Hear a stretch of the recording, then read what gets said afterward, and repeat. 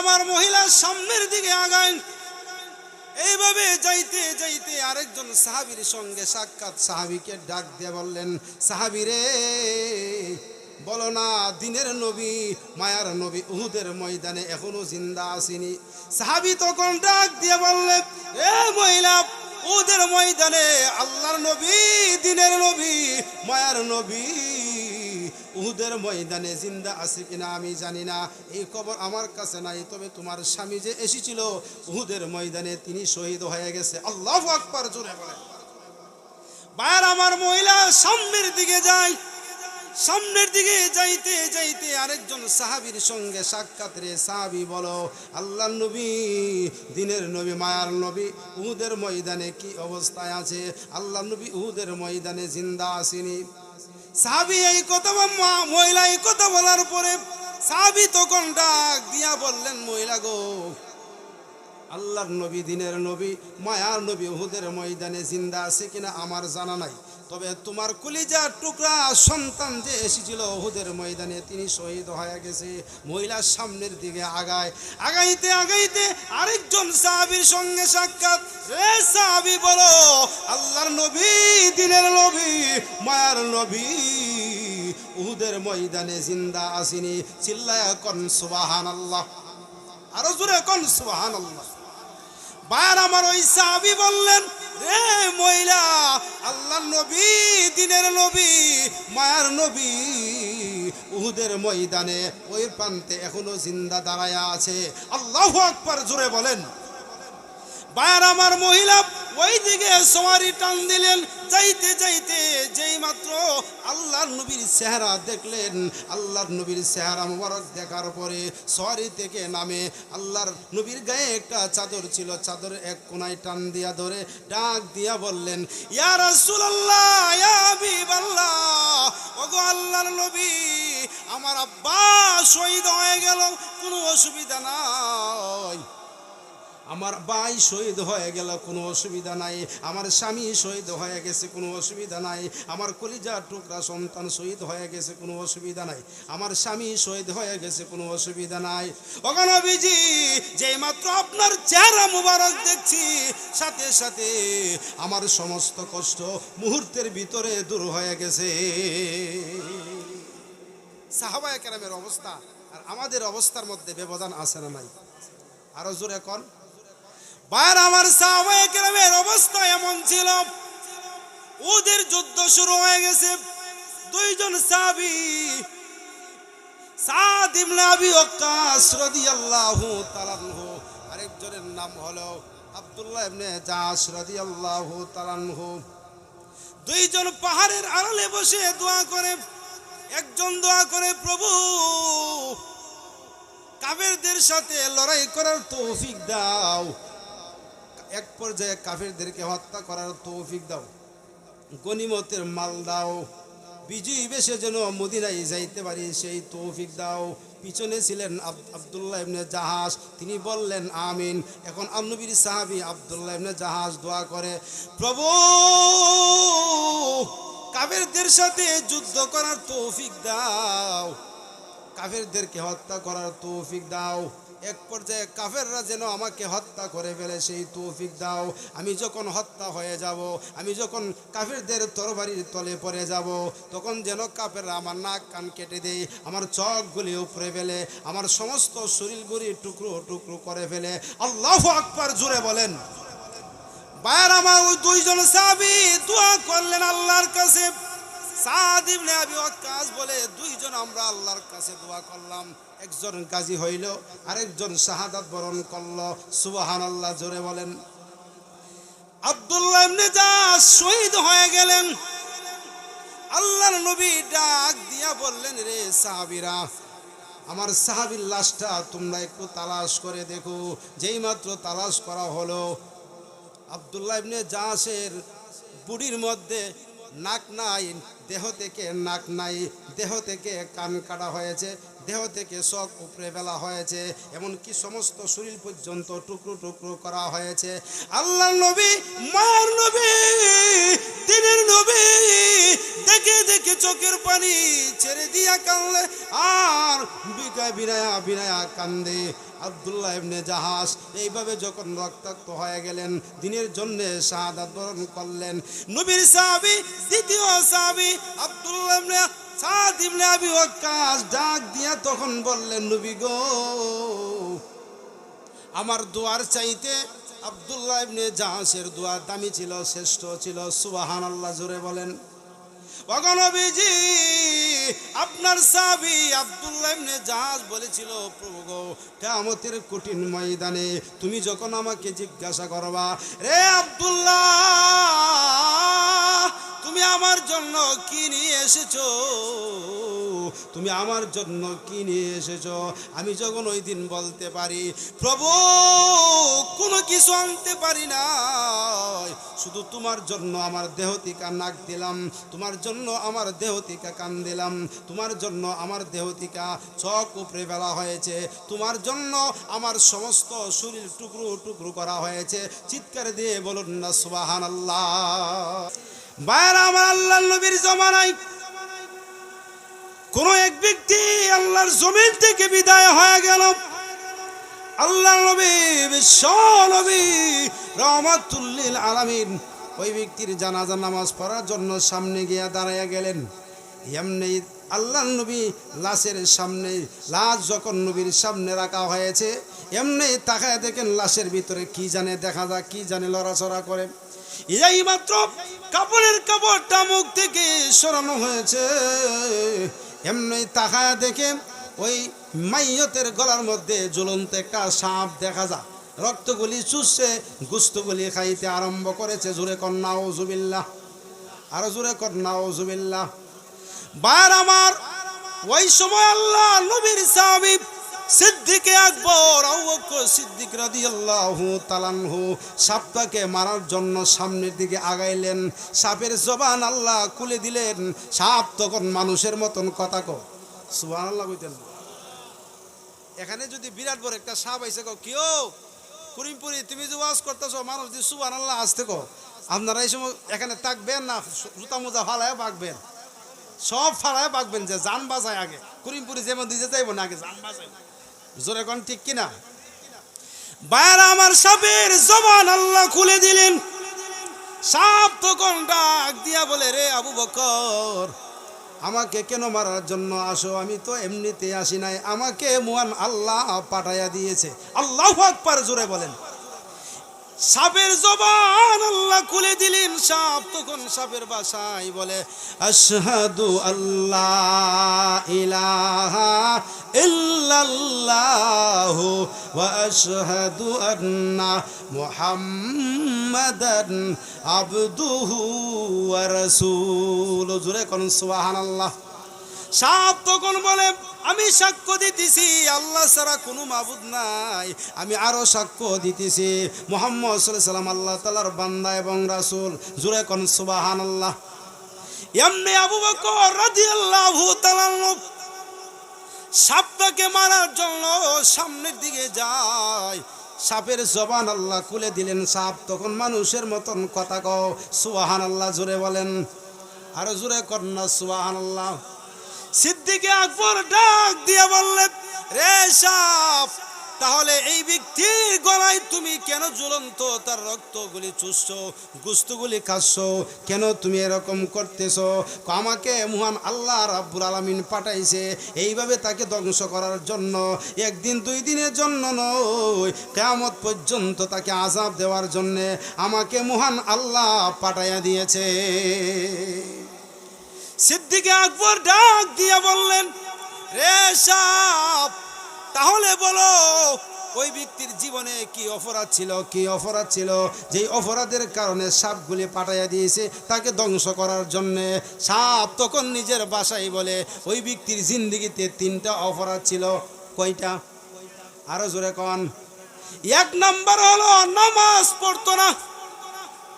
নামাজ না পড়েন না লোক এখানে অথবা এই গ্রামের ভিতরে আছে না নাই? আরো জোরে কইন। আরো জোরে কই না আছে না নাই? যারা যারা ফজর নামাজ পড়তে হয় এরা জোরে কর, যারা নামাজ পড়তে না এরা আস্তে আস্তে কর। কারণ হুজুর যে কইতাছে হুজুরের সাথে ওয়াদা হয়ে যাবে, জোরে কোন ঠিক কিনা? এই জন্য তারা আস্তে কর। আরে ভাই নামাজ পড়েন না লোক এই সমাজে মৃত্যু লাগার আমি আছে না নাই? কম না বেশি? নামাজের সংখ্যা বেশি না কম? বাজারে যদি নির্বাচনের লোক প্রায় আর 1 কেজি করে একটা করে মিষ্টি দেওয়া, তখন মানুষ এখানে কমইব না বেশি হইব? আরো জোরে কোন। এই সময় ব্যক্তি কোন লাগবো যে ভাই কোন না আমার মার্কা তোমার মার্কা ইমুক মার্কা তুমুক মার্কা, এই বেটা বলার আগেই তারা মাইক সে ফাড়াই দিতেছে, জোরে কোন ঠিক কিনা? আর মাহফিলে আসলে এদের জবান দিয়ে কথা আসে না।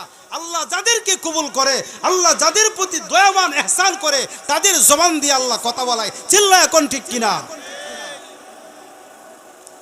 ভাইয়ার আমার সাপের জবান আল্লাহ খুলে দিলেন। সাপ তখন ডাক দিয়ে বলে, 1 নাম্বার অপরাধ হলো তার জীবনে নামাজ পড়তো না, নামাজ ছেড়ে দিত। 2 নাম্বার অপরাধ হলো আমি মহান আল্লাহ রাব্বুল আলামিন আমার এই বান্দারে অসংখ্য গণিত মাল দিয়েছি, ধন দৌলত দিয়েছি, সম্পদের অধিকারী বানাইয়াছিলাম, এরপরও মালের যাকাত দিত না। মালের যাকাত না দেওয়ার না লোক মনে হয় এই ফাড়ার মধ্যে নাই। আরো জোরে কই না? সম্পদ যে কতলা আছে, সম্পদ যে কতলা আছে, স্বর্ণ যে নিজের কতলা আছে, স্ত্রীর কতলা আছে বাড়ির, এইগুলি হিসাবও করে না। আন্তাজ করে গরিব রে কয়েকটা কাপড় সাপড় দিয়ে দেয়, জাকাতের হক আদায় হইছে। আরো জোরে কর। কিয়ামতের কঠিন হাসরের মাঠে যাকাত না দেওয়া না ব্যক্তিদেরকে কি পরিমাণ আযাব যে দেওয়া হইব একমাত্র আল্লাহই ভালো জানে। সাপ তখন বলে, 2 নাম্বার ওই ব্যক্তির জীবনে অপরাধ ছিল সে মালের যাকাত দিত না। 3 নাম্বার হইল মসজিদে, প্রত্যেক মসজিদে জুমার দিন যখন আলেমরা যখন বয়ান করে, খতিব সাহেব যখন বয়ান করে, ওই বয়ান শোনার পরেও তারা মানতে রাজি না। আরো জোরে এখন। সুদের বিরুদ্ধে বয়ান দে, ঘুষের বিরুদ্ধে বয়ান দে, জিনার বিরুদ্ধে বয়ান দে, দিলে কি হবে? এরপরে তারা যৎকান শুনে অৎকান এর পরে শেষ। জোরে কোন ঠিক কিনা? সিদ্দিকে আকবর ডাক দিয়ে বললেন, রে সাপ, তাহলে বলো তার জীবনে 3টা অপরাধ যদি কেউ করে, তাহলে ওই ব্যক্তি দুনিয়া থেকে বিদায় হয়ে যাওয়ার আগে তার গলার মধ্যে সাপ ঝুলন্ত হবে। ওই দিন আল্লাহর নবী, দিনের নবী, মায়ার নবী রাহমাতুল লিল আলামিন নিঃস্বকে দেখছে। জোরে কোন সুবহানাল্লাহ। আমার আপনার কথা মিথ্যা হতে পারে, নিজের কথা মিথ্যা হইতে পারে, আল্লাহ নবীর কথা কি মিথ্যা হইতে পারে? আরো জোরে কোন মিথ্যা হইতে পারে? আমরা যেখানে বসলাম এই জায়গার মালিক কে? আরো জোরে কোন। আমরা যেখানে আছি আল্লাহ জানেনি জানে না? আরো জোরে কোন। ওয়াল্লাহু আলিমুম বিজাতিস সুদূর। আল্লাহ বলেন, আমি তোমাদের অন্তরের খবর পর্যন্ত জানি। জোরে কোন সুবহানাল্লাহ। আরো জোরে কোন সুবহানাল্লাহ। অন্তরের খবর পর্যন্ত যেই আল্লাহ জানে, এই মানুষটা যদিও অন্ধকারে, যদিও প্রকাশ্যে জিনায় লিপ্ত হয়ে যায়, গুনাহে লিপ্ত হয়ে যায়, ব্যভিচারিতে লিপ্ত হয়ে যায়, আমার আল্লাহ মনে হয় দেখে না। আর জোরে কোন দেখেনি না? দেখে না? আমার আল্লাহ সব কিছু দেখে, এমন কোনো জিনিস নাই আমার আল্লাহ দেখে না। জোরে কোন ঠিক কিনা? আমার আল্লাহ সব কিছু দেখে। এই জন্য আল্লাহ রাব্বুল আলামিন বুঝাই দিলেন, 63 আর 60 আর 70 100 বছরের জিন্দেগি নামক দুনিয়ায় তোমাকে পাঠাইয়া দিলাম। পাঠানোর পরেও এই জায়গা থেকে যদি কবর নামক, কবর নামকের জিন্দেগিটা যদি সুন্দর করতে চাও, এই দুনিয়ার থাকা অবস্থায় ভালো আমল লয়া কবরে যাও, সাথে সাথে কবরটা জান্নাতের বাগান হবে। জোরে কোন সুবহানাল্লাহ।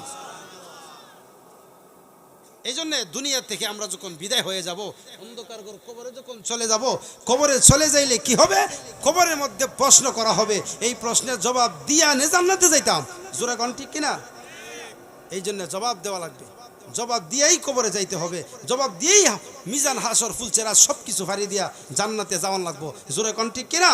এই জন্য আমরা শেষ পর্যন্ত আমাদের প্রধান অতিথি, আজকের প্রধান অতিথি হযরতুল আল্লাম হযরত মাওলানা মুফতি আলামিন আইয়ুবী সাহেব আমাদের সামনে উপস্থিত হয়েছে। আপনারা ওনার বয়ান মোনাজাত শেষ করে যাইতে কারা কারা রাজি? আরো জোরে কোন রাজি আসেননি? আল্লাহ কবুল করুক, সকলে বলুন আমিন। আরো জোরে বলুন আমিন। এই জন্য মুহতারাম হাজিরিন, এই মাহফিলটা কার জন্য জানে? জীবনের শেষ মাহফিল হয়ে যায়। গত বছর এই মাহফিলে অনেকেই ছিল, আজকে তারা নাই। আজকে যে আপনারা আছেন আগামী বছর যে থাকবেন কোনো নিশ্চয়তা আসেনি? আরো জোরে কোনো গ্যারান্টি আছে? সূরাতুল বাকারা থেকে ছোট্ট একটি আয়াতে কারিমা তেলাওয়াত করেছি। আয়াতে কারিমার ভিতরে মহান আল্লাহ রাব্বুল আলামিন সাহাবায়ে কেরামের জীবনী নিয়ে আলোচনা তুলে ধরেছেন। সাহাবায়ে কেরামের জীবনী শুনলে ইমানের পাওয়ার বৃদ্ধি পায়, ইমান বাড়ে। জোরে কোন সুবহানাল্লাহ। কারণ সাহাবায়ে কেরাম কোনো আমাদের মতন ছিল না। কি বলেন? সাহাবায়ে কেরামের ইমান এত মজবুত, এত পাওয়ারফুল ছিল। আল্লাহর কোরআনের জন্য, দ্বীনের জন্য শরীরের তাজা রক্ত দিছে, এমনকি নিজের জীবনটা পর্যন্ত বিলাইয়া দিছে। এরপরেও দিন ছাড়ছে। আর একটু জোরে কোন দিন ছাড়ছে। আমরা তো আমাদের ইমানের অবস্থা বর্তমানে এমন হয়ে গেছে, এক কাপ চা খাইলে ইমান ভিসে দিয়া গুলো। জোরে কোন ঠিক কিনা? সামনে আইতেছে, কইলেও ঠিক, না কইলেও ঠিক। জোরে কোন ঠিক কিনা? এক কাপ চা যদি আপনি খাওয়াই তারেন সেরা লাইছে, আর সার উপরে যেটা আছে কফিজা রাখো, এটা যদি একটু হইতে আর একটু ভালো। এর উপরে আরেকটা আছে মিষ্টি, এটা যদি আপনি খাওয়াইতেন চাচা বুড় আপনি রেদা হইব। ওনার বুড় হইলে একটা ওয়াদা দিছে, কয়জন রে? 3 জন রে ওয়াদা দিছে। চিন্তা করে দেখেন আমাদের ইমানের অবস্থা আর সাহাবায়ে কেরামের ইমানের অবস্থা। ভাইয়েরা আমার, সময় খুবই শর্ট, অল্প সময়ের ভিতরে যতটুকু পারি আপনাদের সামনে আল্লাহ তৌফিক দিলে কিছু কথা বলবো। ওমা তৌফিক ইল্লা বিল্লাহ। নবীর যুগে সাহাবায়ে কেরামের অবস্থা এমন ছিল যে উহুদের যুদ্ধ যখন শুরু হয়ে গেল, যুদ্ধ যেমন শুরু আছে আবার শেষও আছে। যেই মাত্র উহুদের যুদ্ধ করতে করতে শেষ হয়ে গেল,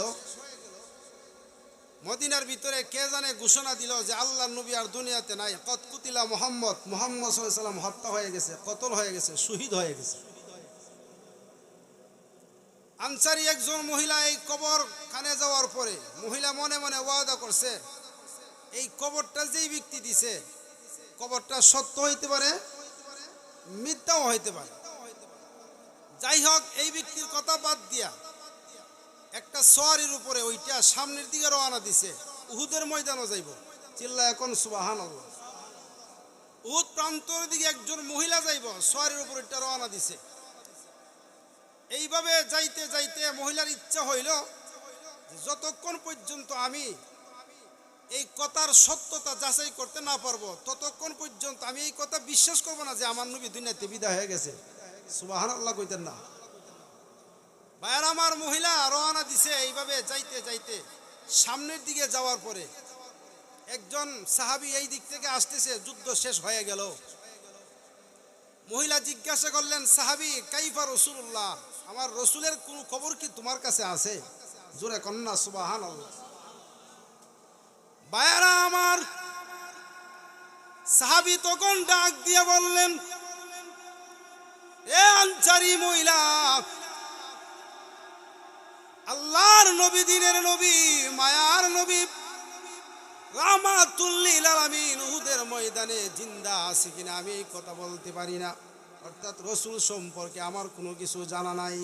তবে যুদ্ধের ময়দানে তোমার আব্বা যে এসেছিল তিনি শহীদ হয়ে গেছে। জোরে কোন সুবহানাল্লাহ।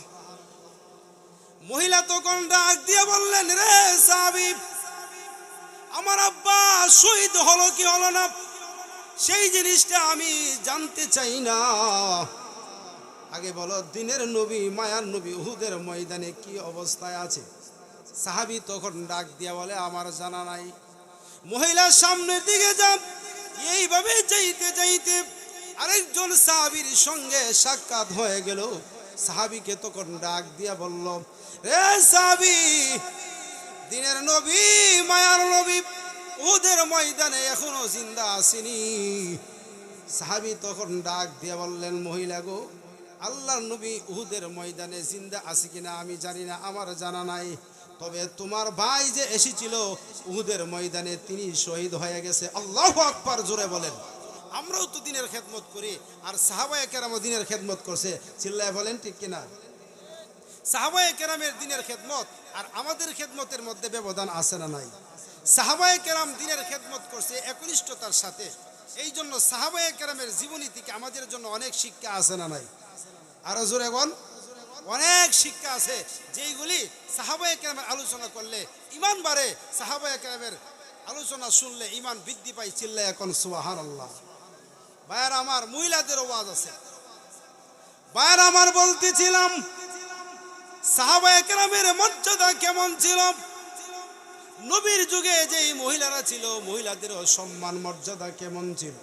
আমাদের দেশের মহিলাদের অবস্থা হলো, স্বামী যদি একটা হুকুম দেয় তারা মানতেও একটু সময় লাগে। জোরে কোন ঠিক কিনা? আরো জোরে বলেন। সাহাবায়ে কেরামের জমানায় মহিলাদের এমন অবস্থা ছিল, মহিলাদের এমন অবস্থা ছিল, স্বামী যখন কোনো একটা বলতো তখন সাথে সাথে পালন করার চেষ্টা করতো। এমন আছে না নাই? আরো জোরে কোন। আমাদের দেশের মহিলাদের এমন আসেনি, খুবই কম, শতকরা 2-4টা পাইবেন স্বামী কইছে সাথে সাথে কইরা ফেলাইছে। আর বেশিরভাগ ওই গাড়তেরা। জোরে কোন ঠিক না? গাড়তেরা মহিলা আছে না নাই? মহিলারা আজকে ওয়াজটা শুনক। ভাইয়ার আমার, মহিলার স্বামী লম্বা সফরে বের হয়ে গেল, স্ত্রীকে ডাক দিয়া তখন বলল, স্ত্রী গো, আমি লম্বা সফরে বের হয়ে যাই, তুমি কিন্তু আমি ঘরে আসার আগ পর্যন্ত ঘর থেকে বের হবা না। জোরে কোন সুবহানাল্লাহ। কিছুদিন পরে খবর আসলো মহিলার আব্বা পৃথিবী থেকে বিদায় হয়ে গেছে। মহিলার আব্বা অসুস্থ হয়ে গেছে। অসুস্থ হয়ে যাওয়ার পরে মহিলা তখন দৌড়ায় গেলেন রাহমাতুল লিল আলামিনের কাছে, গিয়া বললেন, ইয়া রাসূলুল্লাহ, ইয়া হাবিবাল্লাহ, ওগো আল্লাহর নবী, আমার স্বামী লম্বা সফরে বের হয়ে গেছে, যাওয়ার সময় বলে গিয়েছে ওনার বাড়ি থেকে না বের হতাম। এখন আমার বাড়ি থেকে, বাবার বাড়ি থেকে খবর আসছে আমার আব্বাজান খুবই অসুস্থ, যাওয়ার অনুমতি আসেনি। সুবহানাল্লাহ, জোরে বলেন। আল্লাহ নবী ডাক দিয়ে বললেন, ও মহিলা, তোমার স্বামী যেহেতু নিষেধ করেছে, এই জন্য তোমার স্বামীর ঘরে থাকাই তোমার জন্য উত্তম হবে। সুবহানাল্লাহ, জোরে বলেন। আরো যখন কিছুদিন চলে গেল, মহিলার বাবার বাড়ি থেকে খবর আসলো মহিলার আব্বা মৃত্যু শয্যায় শায়িত। মহিলা তখন দৌড়ায় গেলেন, ইয়া রাসূলুল্লাহ, ইয়া হাবিবাল্লাহ, আল্লাহর নবী গো, আমার আব্বা মৃত্যু শয্যায় শায়িত, আমার আব্বার চেহারা শেষ মুহূর্তে দেখার অনুমতি আসেনি। আল্লাহ রসুল বললেন, তোমার স্বামী যেহেতু নিষেধ করে গিয়েছে, এই জন্য তুমি তোমার ঘরে অবস্থান করা তোমার জন্য উত্তম। সুবহানাল্লাহ, জোরে বলেন। আরো জোরে কন্যা সুবহানাল্লাহ। ভাইয়ার আমার, আরো কিছুদিন যখন অতিবাহিত হয়ে যায়, মহিলার বাবার বাড়ি থেকে খবর আসলো তোমার আব্বা পৃথিবী থেকে বিদায় হয়ে গেছে। মহিলা তখন দৌড়ায়া আল্লাহ নবীর কাছে গিয়া বললেন, ইয়া রাসূলুল্লাহ, ইয়া হাবিবাল্লাহ, ওগো আল্লাহর নবী, আমার আব্বা অসুস্থ ছিল, যাইতে পারলাম না, আমার আব্বা বিরাট মুমূর্ষ অবস্থায় ছিল, তারপরে আমি যাইতে পারলাম না। ইয়া রাসূলুল্লাহ, এখন আমার আব্বা পৃথিবীর জমিন থেকে বিদায় হয়ে গেছে, এখন কি আমার আব্বার চেহারাটা শেষ মুহূর্তে দেখতে পারবো না? আল্লাহ রসুল বললেন, না, তোমার স্বামী যেহেতু নিষেধ করে গিয়েছে, এই জন্য তোমার স্বামীর কথাটা পালন করা তোমার জন্য ফরজ। জোরে কন্যা সুবহানাল্লাহ। মহিলা স্বামীর কথা মানছিনি? আর জোরে কান। ভাইয়ারা আমার, মহিলা খুশি মনে আল্লাহ নবীর কথা মানলেন, স্বামীর কথা মানলেন। আল্লাহর নবী, দিনের নবী, মায়ার নবী, রাহমাতুল লিল আলামিন পৃথিবী থেকে যখন, ওই ব্যক্তি যখন পৃথিবী থেকে বিদায় হয়ে গেল, আল্লাহ নবী তখন কাফন দাফন করলেন, জানাজার নামাজ পড়াইলেন।